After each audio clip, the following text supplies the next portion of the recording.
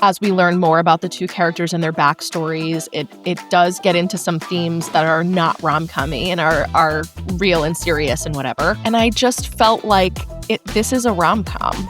This is a rom-com. And I wish that it did not insist that it wasn't. Welcome to Critical Darling, the show that celebrates all the hot takes and big feels lighting up Broadway. I'm your host, Andrew Cole, and today we are starting at the bakery and heading all the way across town as we dive into the new musical, Two Strangers Carry a Cake Across New York. My guest host for this episode is someone who I have been grateful to call my friend for almost a decade and a half. We first met when we were swinging kettlebells in a group fitness class called Snatched in 6 Weeks. She later went on to run the membership and client services team at that very same gym, Mark Fisher Fitness. And I was so obsessed with her that I followed in her footsteps and joined that staff several years later, where I got to again engage in kettlebell-related shenanigans alongside her. Emphasis on shenanigans. Today, she is a fantastic consultant and business coach, an incredible mom, and a secret tap dance assassin. Ladies, gentlemen, and darlings across the globe, please welcome to the pod, Katie Kaufman. Thanks for having me. What an intro. Do you like that intro? Wow. Thank you. I do like it when my guests give me a little bit more free reign for what to include, because I'm like, I get to say exactly what I want to say. I love it. Wow, we've been friends for a very long time. Wow. We have the whole MFF crew. As I'm going through these episodes and lining up friends to see each show with, I very obviously and unabashedly am pulling deep from the bench of MFF, both employees and ninjas. Yeah. And I know that we all feel very grateful to have had that special season and that special time. What a moment in time those early days were. And it's wild to look back and think that it's been like over a decade. Speaking of looking back, let's look all the way back for you, Katie. When did your interest in theater or really just performing arts in general begin? I was a very small child when I wanted to take dance classes. My mom was like, I am not going to be that parent putting my little girl in a tutu in a dance class. And she made me beg. She made me beg for it. And I finally convinced her when I was like 3 or 4 to let me take a dance class. She was like, oh, you actually want to do it? Fine. And I just loved it. I loved it my whole life. I did a lot of dancing, a lot of tapping. I did theater growing up. I did come to New York at one point in life wanting to pursue theater, and quickly realized that that is not the lifestyle for me. So now I enjoy it. I enjoy it as a spectator. And so it's always been a part of my life, my entire life. And it's nice to do it from the audience member perspective only.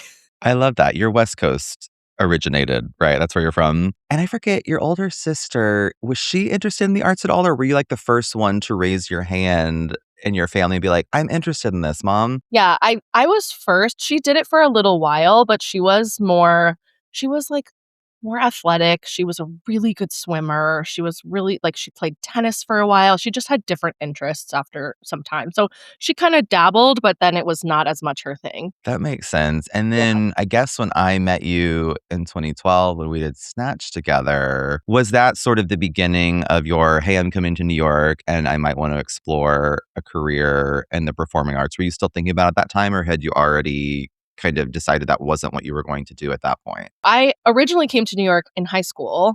My mom got a job, we moved, whatever. And then I bounced around a bit after high school and then decided, I randomly got into this contest with tap dancing and whatever, and I won a trip to New York. Saw the lovely Sheena Morris Fisher in Anything Goes 100 years ago. And they were like, why aren't you here? Why aren't you working? And I was like, I don't know. I'm going to try it for real. And I came out, and it was right at the time that we met, and I did Snatched, and I, did some auditioning, and I give so much credit to people who just stick with it for so many years. My time was brief. It was brief. And I was like, this auditioning process felt like torture to me. And I said, if I wanted it badly enough, I would suffer through that. And I don't want to. So it's not it for me. And there are other ways I can do it. 100%. That makes sense. Yeah, I was a performer in middle school and high school, but by the time I got to college, I had sort of identified that as a viable career path, behind the scenes was a better avenue for me than on stage. And I fully agree with everything that you said. It seems, from an outsider's perspective, really hard, really grueling, so much respect and props to the people who continue to engage in that as their profession on a daily basis because like that is hard. Yeah. So thinking about some of those early performances that you saw and like now to today, what kind of live performances do you find yourself seeking out and enjoying the most today?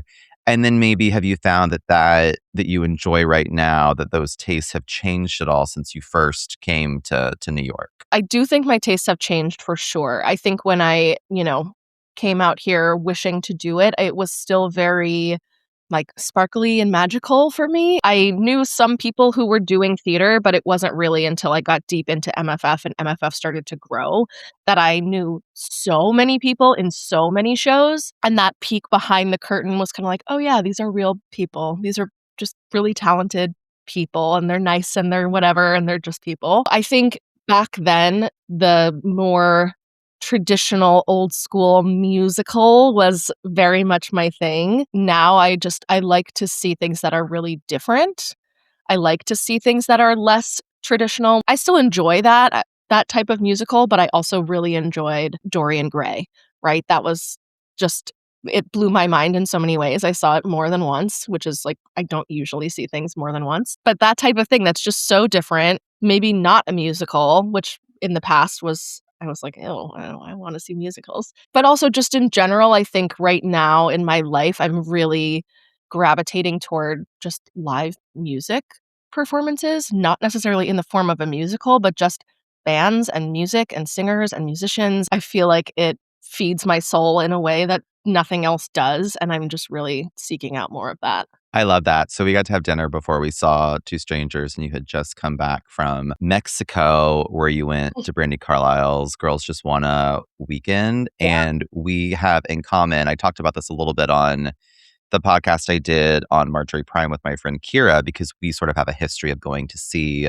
Brandy together. And there's just something, I think Brandy's representative of a type of live music performer who is capable of establishing a environment and community that's about more than the music. Sure, at the base level, she's an incredibly talented, skilled singer-songwriter, and now, very rightfully so, a well-awarded one. But there's a sense when you go to her shows that like you're with a lot of like-minded people, and Mm. it's just as much about listening to her sing those songs as it is about being around other people who those songs mean as much to them as they do to you and then what they represent. So I'm glad that you called out live music performance because it's really special in that way. Yeah. Yeah, and I mean, what you got it spot on. It's just there's such a community. It's pretty culty, I'll be honest, when you kinda get into the Brandy Carlisle fans, and I'm all in. I'm all in. It's just all about positivity and being there for one another and being kind and doing the right thing. I'm like, "Yes, that's what I need in this day and age right now, especially." That's what we all need. Oh my gosh, we all need it. I'm not going to break down right now, but I could. But I could because that's living in this world in 2026. But you know what can be a good diversion? It's Broadway musicals. And you know what is a Broadway musical? Two Strangers Carry Cake Across New York, which I will tell our listeners and viewers about now. This show by British writers Jim Barne and Kit Buchan.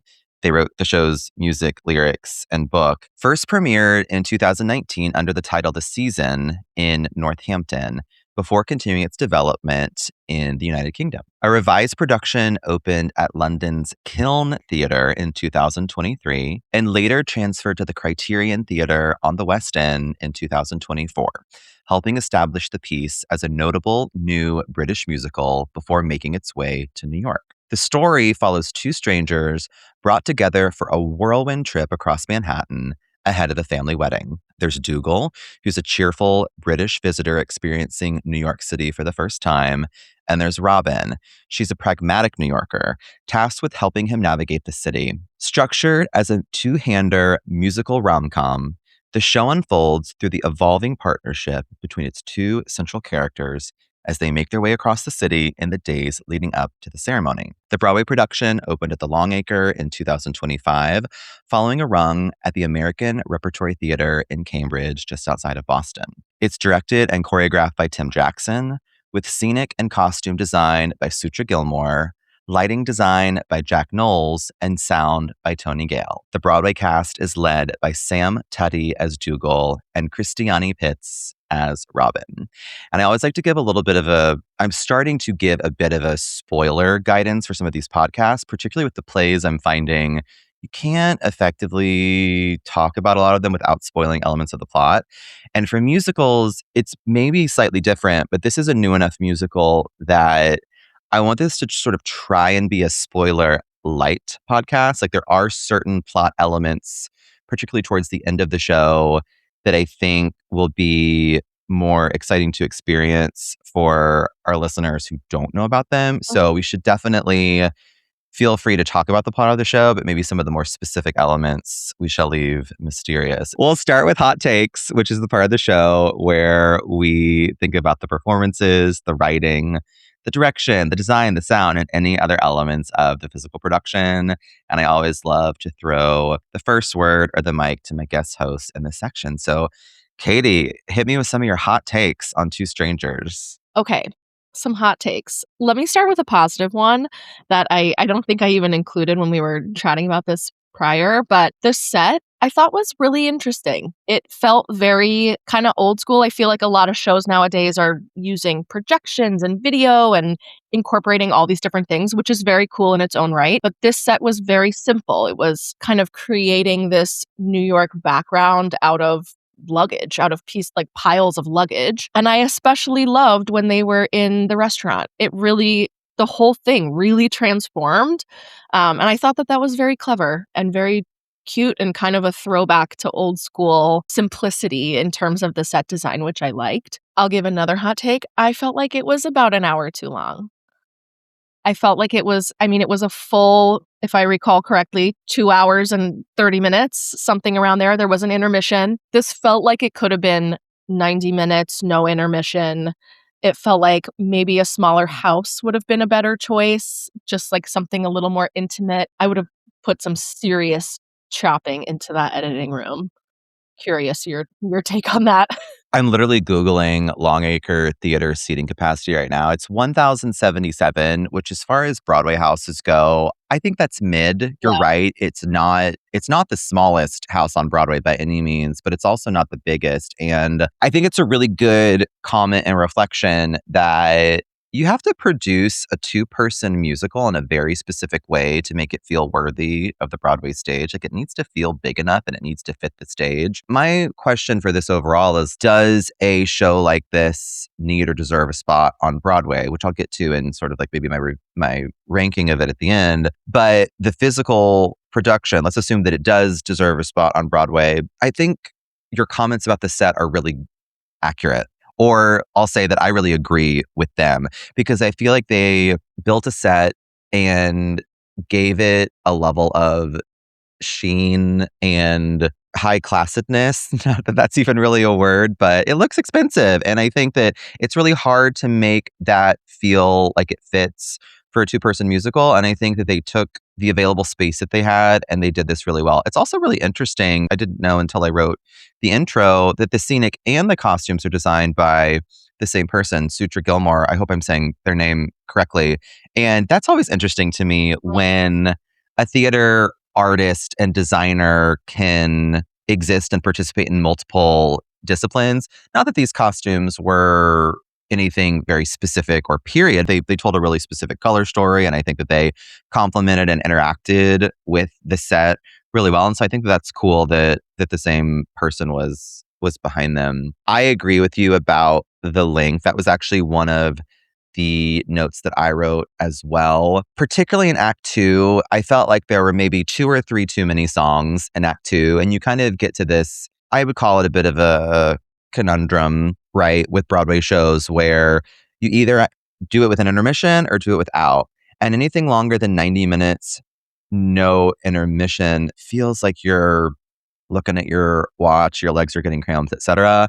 And this one, I don't think it would have felt like as complete of an evening or as satisfying of a story if it weren't 2 acts. I think if it were just 90 minutes, it felt like the characters would have been shortchanged.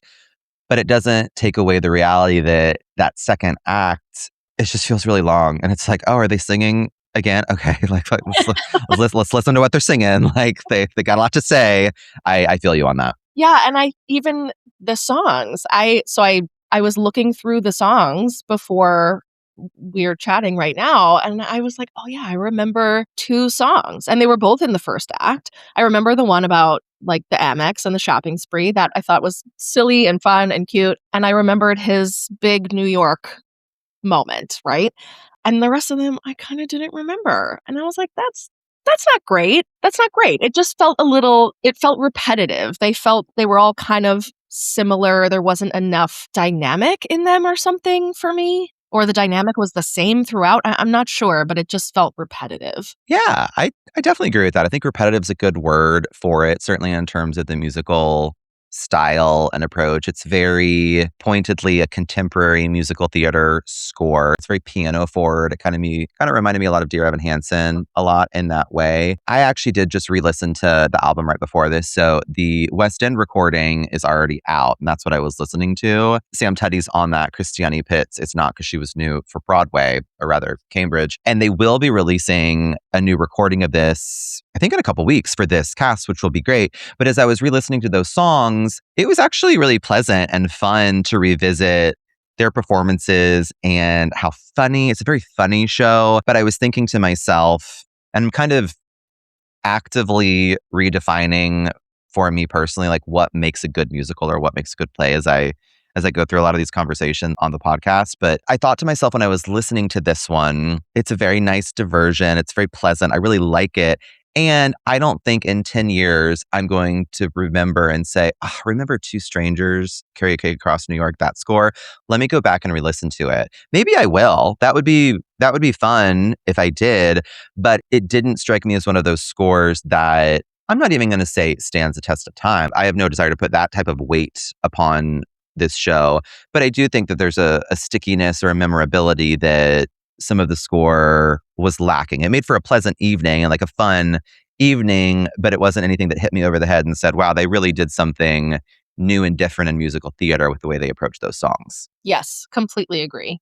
And I kind of think the whole show was like that. It wasn't anything new. There wasn't something in there that was super memorable to me. I thought both of them were extraordinarily talented. I think they did an amazing job with what they had. I thought it was funny. It was sweet. It's a rom-com.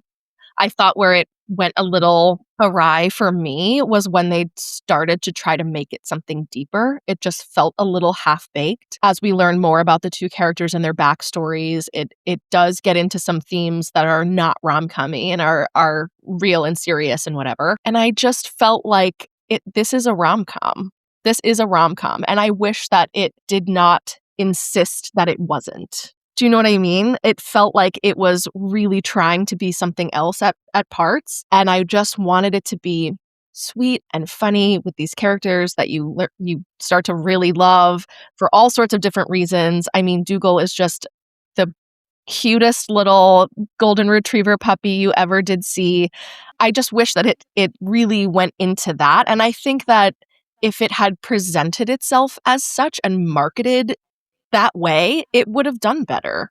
There's a whole, again, we already talked about this, but look at the world today. Lots of people want a rom-com and a musical that's just a fun, sweet, silly evening. And I felt like it could have just been that and been really great at that. And it was trying to be something else a little bit, but it wasn't different or unique with some of these themes. So it didn't quite hit for me in that way.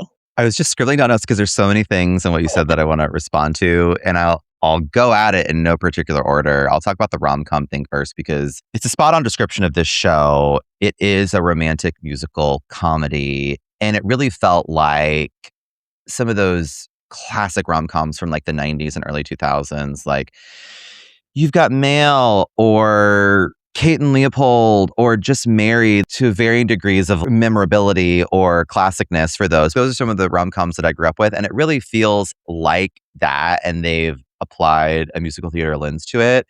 And I think it sits somewhere between, I'm thinking of other musicals that try and do this. I cannot think of a rom-com musical that was on Broadway since that show. Do you remember the show First Date? It had Krista Rodriguez and Zachary Levi in it. It was actually, I think it was at this theater, if I remember correctly. Oh, funny. And it was not as good as this show.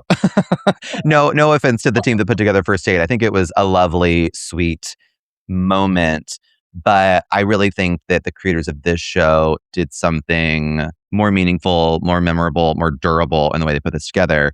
But Two Strangers is not also trying to be, the other one I was thinking of was She Loves Me, which is more of a classic musical, maybe from the 60s. I think that has more characters, more plot line, but it actually is what You Got Mail is based on, if I remember correctly. Two Strangers wasn't trying to be that in terms of having multiple plots and trying to be that layered. So it's kind of in a category of its own, musical, or rather rom-com musicals. I feel like I can count them on one hand. And in that sense, like, they kind of, I think they did this well. It's just sort of, what is the market for that, and what is the need for that? It's a very specific niche that I think it's trying to fill, and it fills it. It's just, it's hard to have other shows to compare it to. Yeah. And I think also this season is a little strange, right? So in a different season, I think this season lends itself to this type of show. Like, this is going to do much better in this current season than in most other seasons I can think of. I guess it is unique in that way. Yes. I just felt like I don't know, I wanted it to stay even just a little more shallow than it did. Interesting. And I wanted it to just be what it was, to just be a rom-com and be silly and fun. Just own that.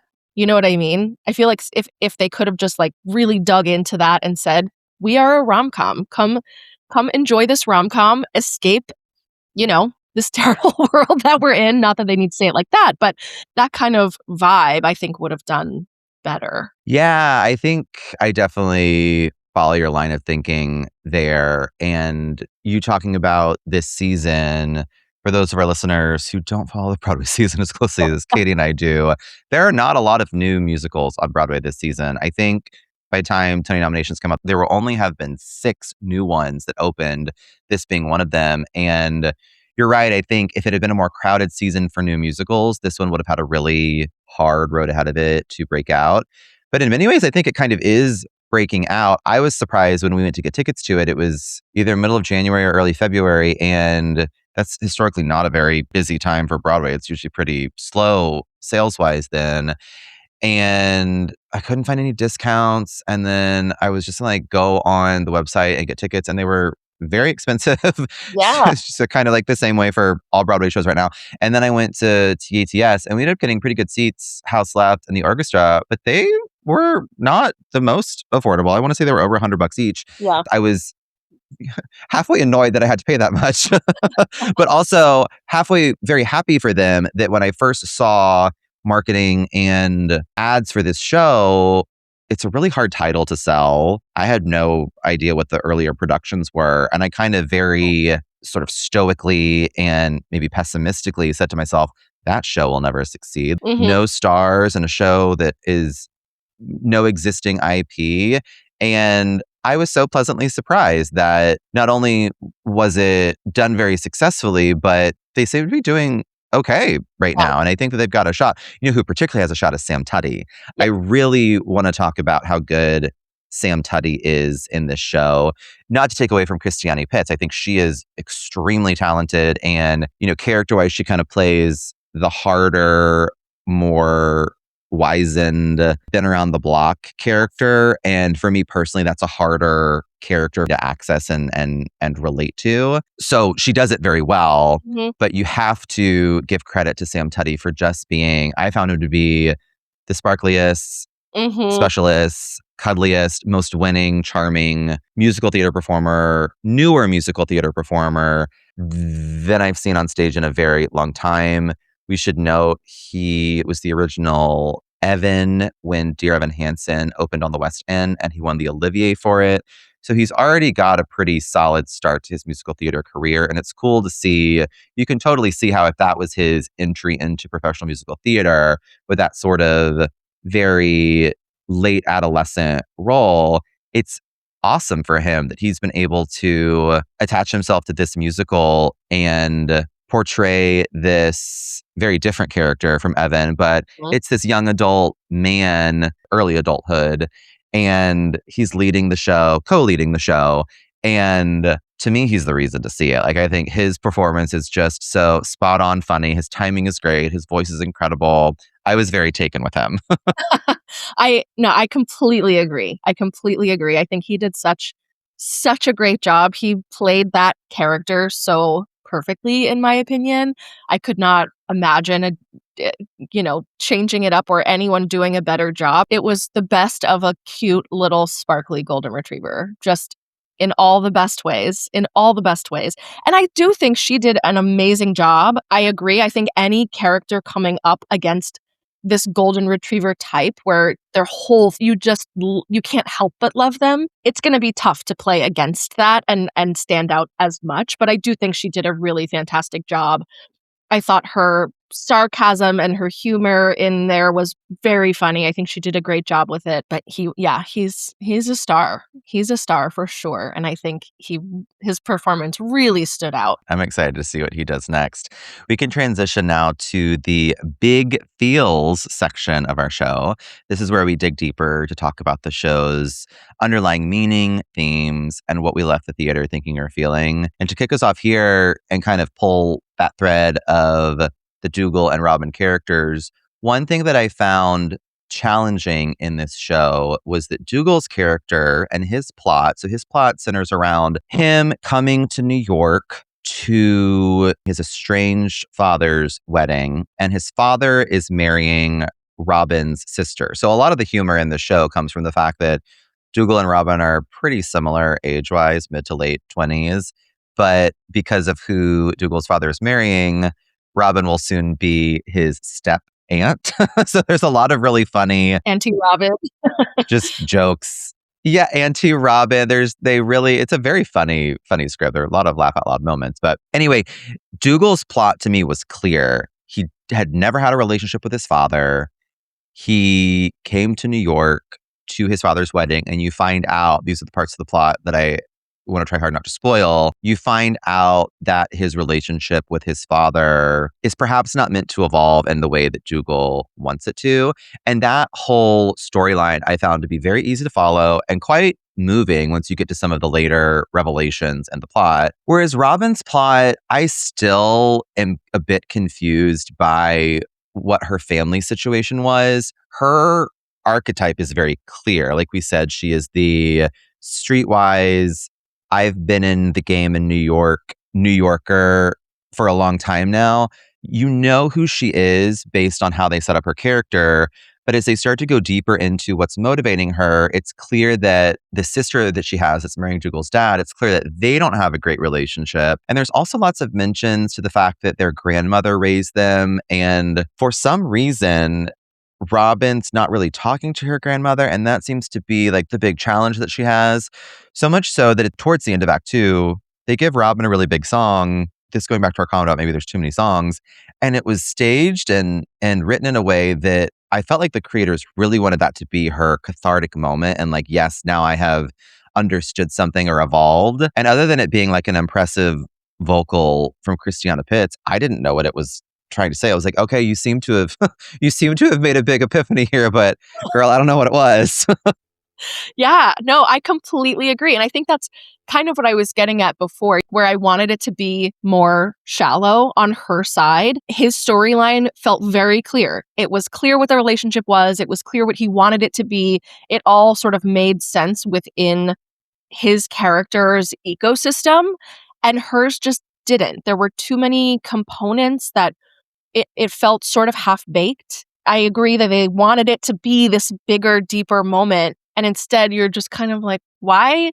Why is this relationship the way that it is? Why is your relationship with your sister the way that it is? Because that alone seemed very complex. They didn't have the best relationship, but she wanted her approval so badly. There was a lot there, but it just didn't, it felt half-baked. I think that's a good way to put it. And it kind of makes me think of some of your comments earlier about when you're saying you would have wanted it to just lean more into its romantic comedy elements and maybe just be a romantic comedy rather than the way I'm interpreting that is like rather than a musical per se. I kind of think through some of the other romantic comedy plays. There's also like not a ton of romantic comedy plays, like maybe some like Neil Simon, like A Barefoot in the Park, or there are examples of just funny, lighthearted romps that it would be interesting to see this show without the music because, like we mentioned, it's funny. Like, there are really topical references that I think they do really well. And I think the whole dynamic between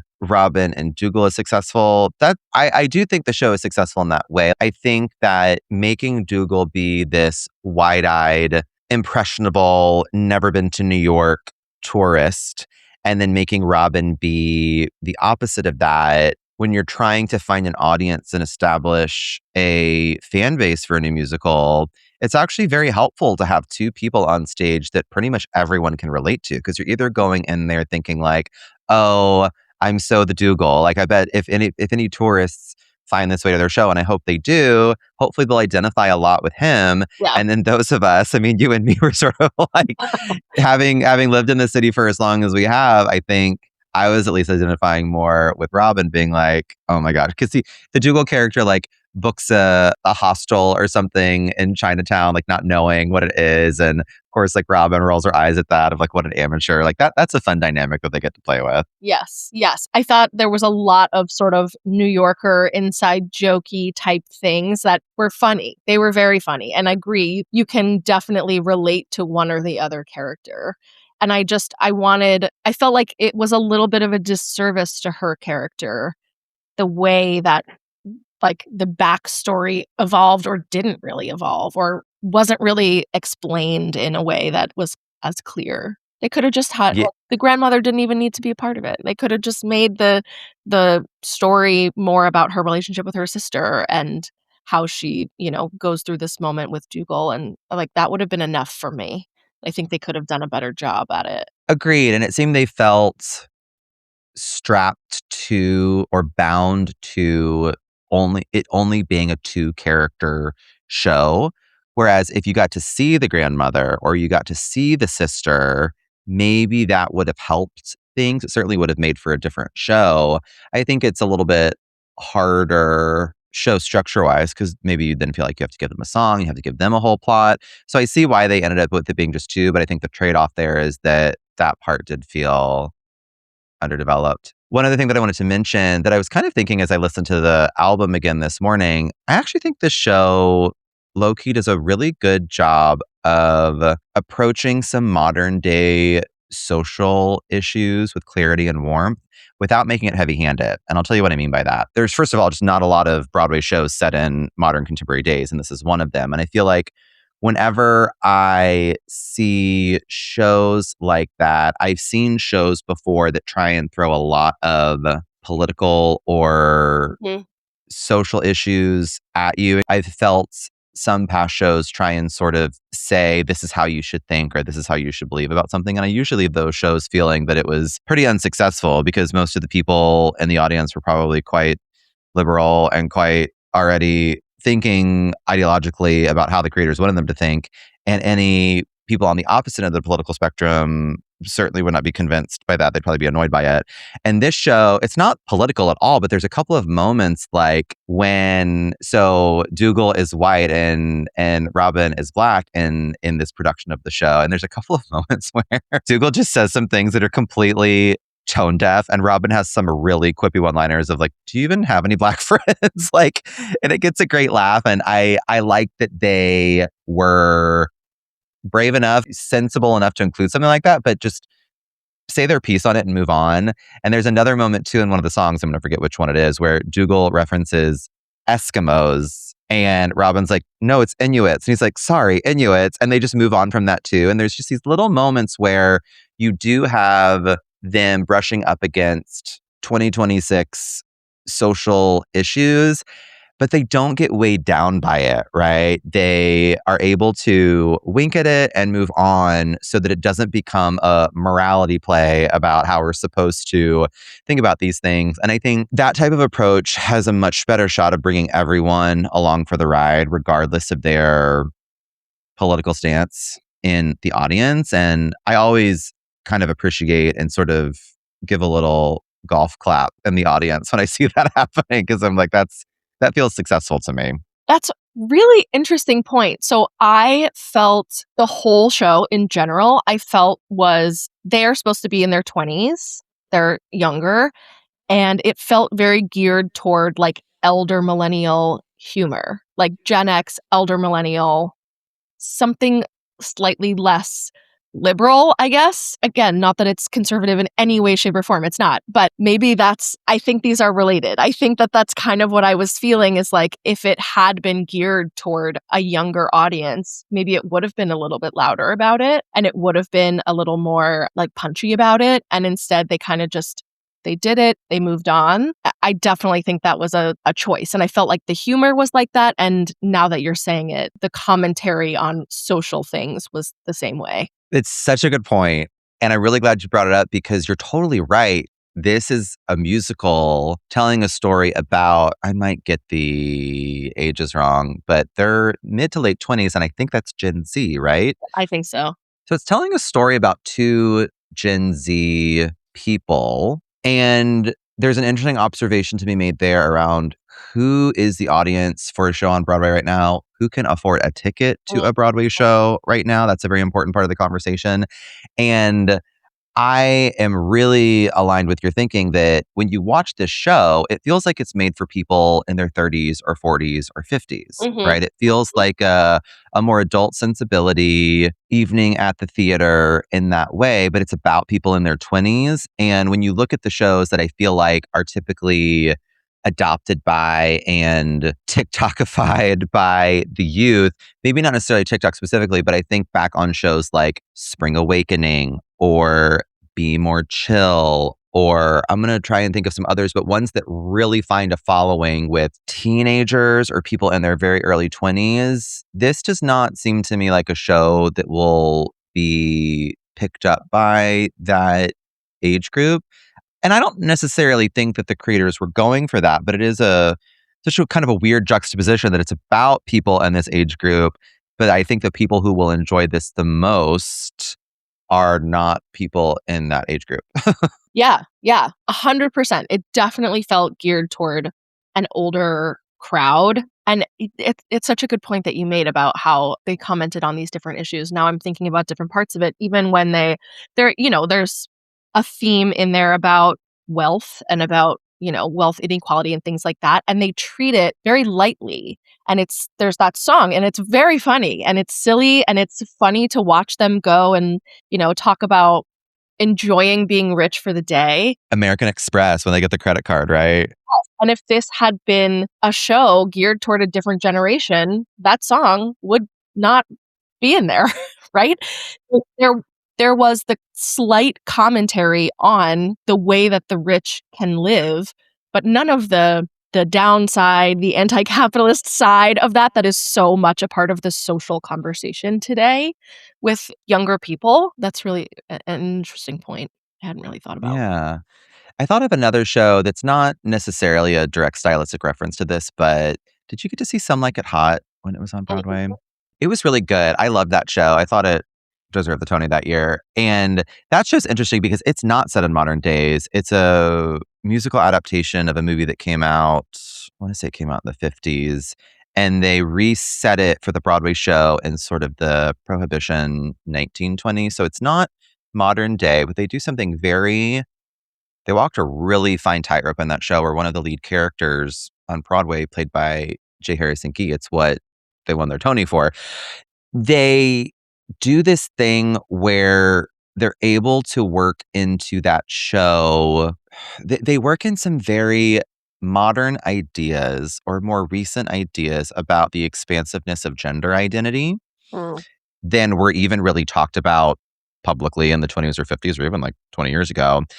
And they do it in a way that I feel does not derail the plot at all and does not make the show about that. It's a very well orchestrated insertion of, hey, we're addressing this and it's important to who this character is. We don't want you to walk away from this theater feeling preached at. We want you to walk away from this theater feeling joy in your heart, like you've seen a really compelling and entertaining set of characters grow together, right? And I feel like this show does something really similar to a lesser extent because I don't think that like the social issues that it skirts are nearly as nuanced necessarily as the one that I just mentioned, but I think it's nice to see when a show does that. I think it shows like a clarity of vision and direction. Honestly, I thought the direction in this was really good, and overall, it's a fun one to talk about. Definitely. So,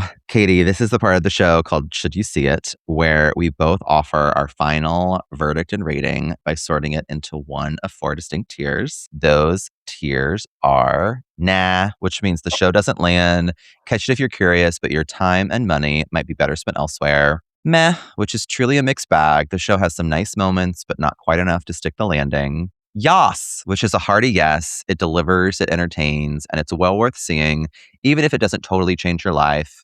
And hell yeah, which is a full body standing ovation. Run, don't walk. This is why we love Broadway.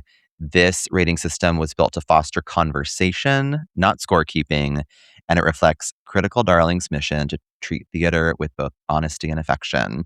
So I will again offer you the mic to kick off this section. Ms. Kaufman, what rating would you give Two Strangers Carry a Cake Across New York? I think I give it meh 0.5. Like exactly solidly in the middle. I liked it. I enjoyed it. I thought it was funny. It was entertaining. But would your money be spent? Like, would I recommend that you spend your money on a different show over this one? Probably. The cost of it didn't feel necessarily right. The house, like maybe this would have been better as an off-Broadway moment, in my opinion.